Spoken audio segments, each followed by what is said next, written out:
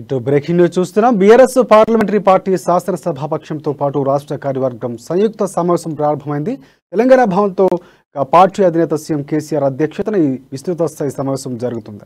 సమావేశానికి మంత్రులు, ఎమ్మెల్యేలు, ఎమ్మెల్సీలు, కార్యవర్గ సభ్యులు, జిల్లా అధ్యక్షులు, జిల్లా పరిషత్ చైర్మన్లు, కార్పొరేషన్ల చైర్మన్లు, డీసీఎంఎస్, డీసీసీబీ చైర్మన్లు హాజరయ్యారు.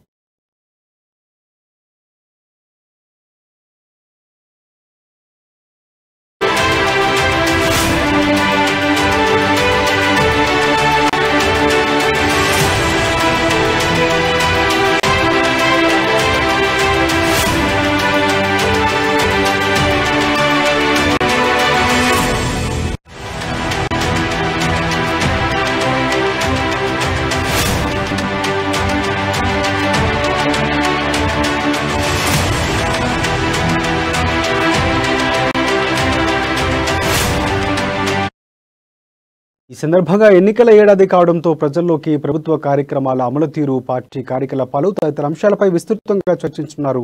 పార్టీ కార్యాచరణ ఎలా ఉండాలనే విషయాలపై కూడా నేతలకు సీఎం కేసీఆర్ దిశానిర్దేశం చేయనున్నారు. కాగా సమావేశం ప్రారంభమైన వెంటనే ఇటీవల మరణించిన సికింద్రాబాద్ కంటోన్మెంట్ ఎమ్మెల్యే సాయన్కు సీఎం కేసీఆర్ పార్టీ నేతలు నివాళులర్పించారు. ఇదే అంశానికి సంబంధించి మరింత సమాచారం అందించడానికి హైదరాబాద్ బ్యూరో ప్రణయ్ ఫోన్ లైన్లో సిద్ధంగా ఉన్నారు. ప్రణయ్, చెప్పండి, దీనికి సంబంధించి సమాచారం ఏముంది? Thank you Rajasekhar. BRS party శాసనసభకు సంబంధించినటువంటి రాష్ట్ర కార్యవర్గ సమావేశం నిర్వహిస్తూ ఉన్నారు. తెలంగాణ భవన్లో పార్టీకి సంబంధించినటువంటి అధినేత సీఎం కేసీఆర్ అధ్యక్షతన ఈ రోజు విస్తృత స్థాయి సమావేశం నిర్వహించడం జరుగుతూ ఉంది. ప్రధానంగా చూసుకుంటే మంత్రులు, ఎమ్మెల్యేలు, ఎంపీలు, అదేవిధంగా కార్యవర్గ సభ్యులు, జిల్లా అధ్యక్షులు, జిల్లా డిప్యూటీ చైర్పర్సన్స్ తో పాటుగా కార్పొరేటర్లు, చైర్మన్లు, కార్పొరేషన్ చైర్మన్లు, దాంతో పాటు సంబంధించి అదేవిధంగా డీసీసీబీకి సంబంధించిన చైర్మన్లు కూడా ఈ యొక్క కార్యక్రమానికి హాజరైన సిచ్యువేషన్స్ అయితే కనపడతా ఉన్నాయి. ఈ సందర్భంగా ఎన్నికలు ఒక ఏడాది ఉన్నటువంటి నేపథ్యంలోనే ప్రజలకు సంబంధించి ప్రభుత్వ కార్యక్రమాలకు సంబంధించినటువంటి అంశాలు కావచ్చు, అదేవిధంగా పార్టీకి సంబంధించినటువంటి తీరును కావచ్చు, తదితర అంశాలకు సంబంధించినటువంటి విషయంలో దిశానిర్దేశం చేయాలన్నారు కేసీఆర్. అదేవిధంగా ప్రస్తుతం కార్యాచరణలకు సంబంధించి కావచ్చు, పార్టీ తీసుకున్నటువంటి అంశాలు కావచ్చు, పార్టీ తీసుకున్నటువంటి పథకాలకు సంబంధించినటువంటి విషయాలలో కూడా సీఎం కేసీఆర్ దిశానిర్దేశం చేయాలన్నారు స్పష్టంగా తెలుస్తా ఉంది. కాగా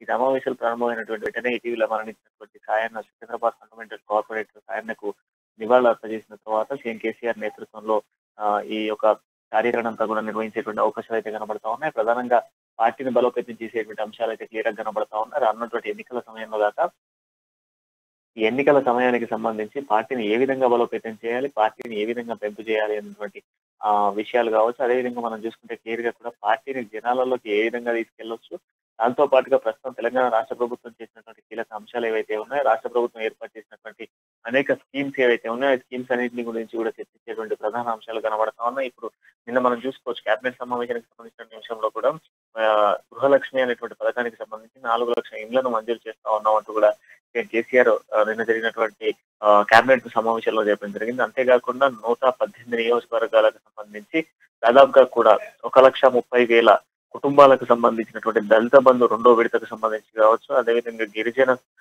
పోడు భూములకు సంబంధించినటువంటి 4 లక్షల ఎకరాలను 1,55,393 మందికి పట్టా పంపిణీ కార్యక్రమాలు కావచ్చు, గొర్రెల పంపిణీ 2వ విడత ప్రారంభోత్సవం కావచ్చు,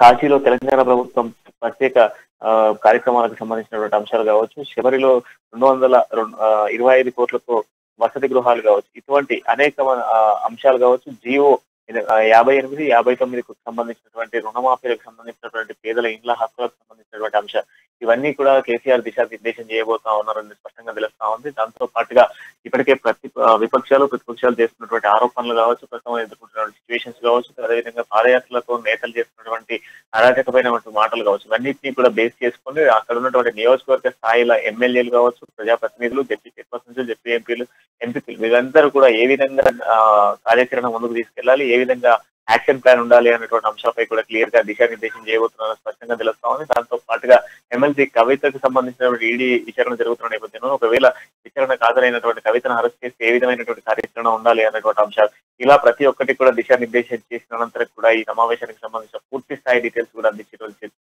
పరిస్థితులు అయితే కనబడతా ఉన్నాయి. అయితే దీంట్లో ప్రధానంగా మనం చూసుకోవాల్సినటువంటి అంశంగా చూసుకుంటే విపక్షాలు ఎత్తిపడుతున్నటువంటి అంశాలకు సంబంధించి కూడా కేంద్రం ఇవ్వాల్సినటువంటి బకాయిలకు సంబంధించి కూడా ఏ విధంగా నియోజకవర్గాలలో మాట్లాడాలి.